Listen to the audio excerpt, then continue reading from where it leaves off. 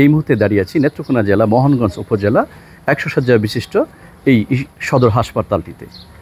ইতিমধ্যে আপনারা জেনেছেন যে এই হাসপাতালটিতে চিকিৎসক সংকট। এখানে 21 জন ডাক্তারের বিপরীতে আছে মাত্র 4 জন।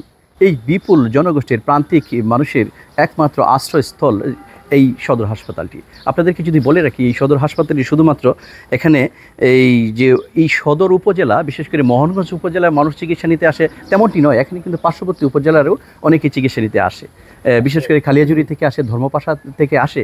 এই বিপুল জনগোষ্ঠীর এই চিকিৎসা সেবা দিতে গিয়ে এই হাসপাতাল কর্তৃপক্ষ বারবার হিমশিম খেতে হচ্ছে। ওনারা বলছে যে দ্রুততম সময়ের মধ্যে একটি সংকট নিরসনের জন্য কার্যকরী পদক্ষেপ তারা দেখতে চায়। ওনারা আমাকে বলেছেন যে কর্তৃপক্ষের কাছে ওনারা বারবার চিঠি দিয়েছেন, বারবার ওনারা দাবি জানিয়েছেন যে এই সংকট নিরসনের জন্য যেটি কার্যকরী পদক্ষেপ গ্রহণ করে। আমি এখানে দেখেছি যে এখানে বিশেষ করে বিভিন্ন সংকটের কারণে এখানে পরিষ্কার পরিচ্ছন্নতার যথেষ্ট অভাব আছে, সেই সাথে এখানে নার্সদের সংকট আছে।